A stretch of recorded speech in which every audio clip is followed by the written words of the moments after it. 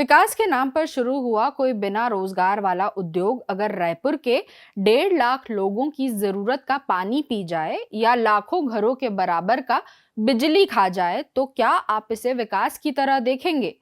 ये होने वाला है छत्तीसगढ़ के नवा रायपुर में, जहां भाजपा की सरकार ने पिछले साल एआई समर्पित डेटा सेंटर की आधारशिला रखी है।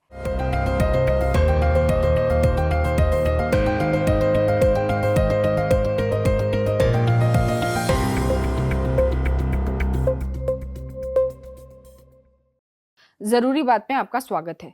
नवा रायपुर में छत्तीसगढ़ सरकार ने पिछले साल जिस बड़े एआई समर्पित डेटा सेंटर की आधारशिला रखी, उसे भविष्य की अर्थव्यवस्था का प्रतीक बताया जा रहा है। 13.5 एकड़ में बनने वाले इस प्रोजेक्ट में करीब 2,000 करोड़ रुपए निवेश, 500 प्रत्यक्ष और 1,500 अप्रत्यक्ष रोजगार और पहले चरण में 5 मेगावाट से शुरू होकर 150 मेगावाट तक विस्तार की योजना का दावा है। इसे हरित ऊर्जा दक्ष और तकनीकी क्रांति की बुनियाद कहा जा रहा है।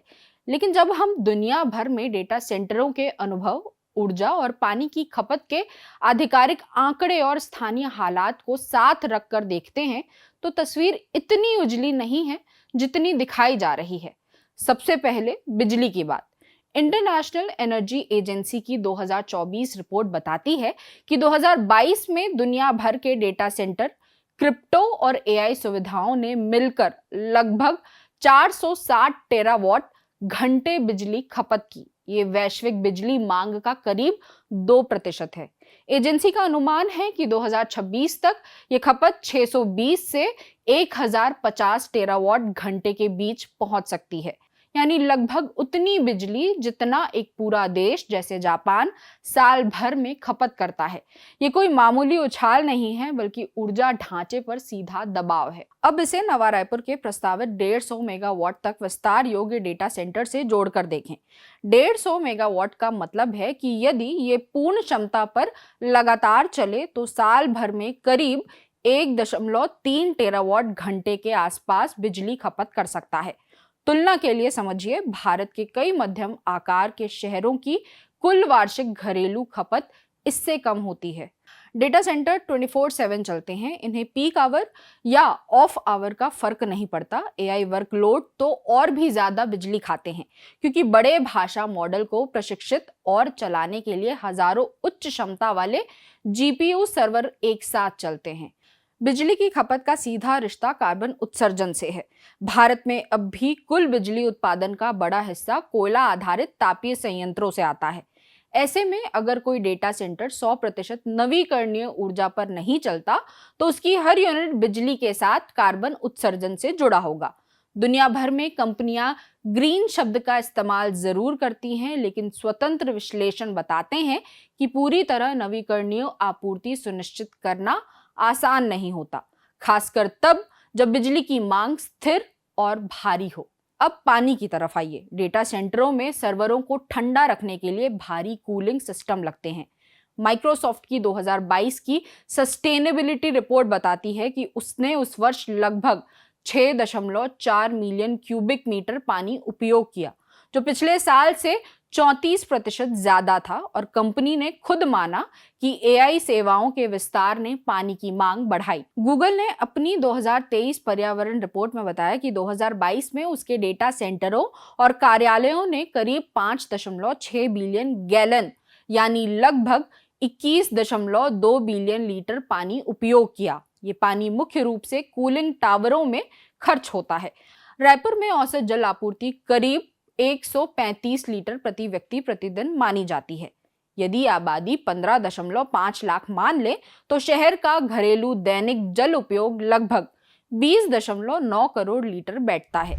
अब यदि किसी बड़े 150 मेगावाट क्षमता वाले डेटा सेंटर का कूलिंग सिस्टम 2 करोड़ लीटर प्रतिदिन पानी ले, जैसा कि बड़े जल आधारित कूलिंग सिस्टम वाले वैश्विक उदाहरणों से अनुमान लगाया जाता है, तो ये लगभग 1.48 लाख लोगों की रोजाना घरेलू जरूरत के बराबर है। यानी एक औद्योगिक सुविधा का पानी 1.5 लाख नागरिकों के पीने, नहाने, रसोई के पानी के बराबर। ये तुलना पैमाना समझने के लिए है, लेकिन सवाल सीधा है, प्राथमिकता किसे मिलेगी? दुनिया भर में डेटा सेंटरों को लेकर विरोध हो रहा है। अमेरिका के शुष्क राज्यों में समुदायों ने डेटा सेंटरों की जल खपत पर सवाल उठाए हैं। चिली और उरुग्वे जैसे देशों में सूखे के बीच डेटा सेंटर परियोजनाओं के खिलाफ स्थानीय आवाजें उठी। कुछ जगह कंपनियों ने जल पुनर्चक्रण या वैकल्पिक कूलिंग का दावा किया, लेकिन स्वतंत्र अध्ययनों में पाया गया कि गर्म और शुष्क क्षेत्रों में अब भी पानी आधारित कूलिंग आम है।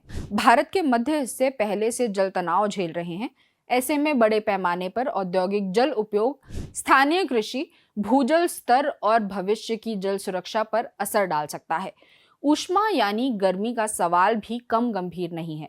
डेटा सेंटर हजारों सर्वरों का घर होते हैं जो लगातार गर्मी पैदा करते हैं। यूरोप के कुछ देशों जैसे डेनमार्क और स्वीडन ने डेटा सेंटर की अपशिष्ट ऊष्मा को जला हीटिंग में उपयोग करने की कोशिश की है, लेकिन जहां ऐसी व्यवस्था नहीं होती वहां ये अतिरिक्त ताप स्थानीय माइक्रो क्लाइमेट को प्रभावित कर सकता है। पहले से गर्म होते शहरों में शहरी हीट आइलैंड प्रभाव बढ़ने का खतरा रहता है। रोजगार के दावे भी जांच के लायक हैं। अंतर्राष्ट्रीय अनुभव बताता है कि डेटा सेंटर पूंजी गहन होते हैं, श्रम गहन नहीं।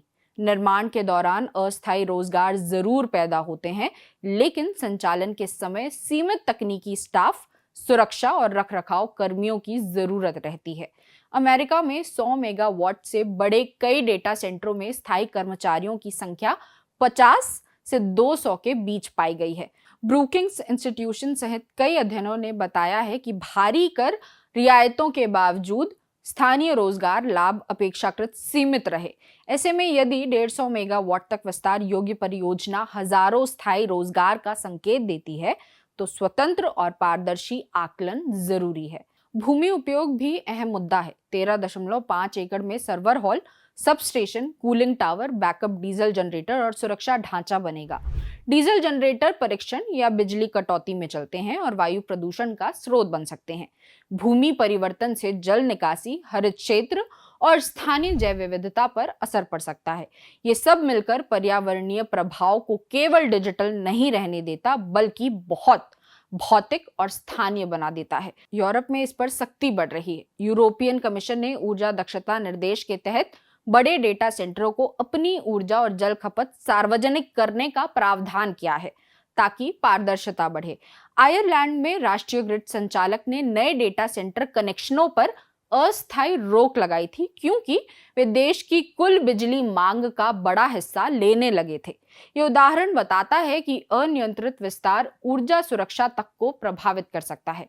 नवा रायपुर का डेटा सेंटर तकनीकी प्रगति और निवेश आकर्षण का प्रतीक बताया जा रहा है, लेकिन वैश्विक अनुभव साफ कहता है कि डेटा सेंटर ऊर्जा गहन, जल गहन और सीमित श्रम गहन उद्योग है। एआई आधारित अवसंरचना की मांग तेजी से बढ़ रही है और उसके साथ बिजली व पानी की मांग भी। सवाल ये नहीं कि तकनीक चाहिए या नहीं, सवाल ये है कि किस कीमत पर, किस पारदर्शिता के साथ और किस प्राथमिकता क्रम में। यदि ये परियोजना आगे बढ़ती है तो कम से कम 3 बातें अनिवार्य होनी चाहिए।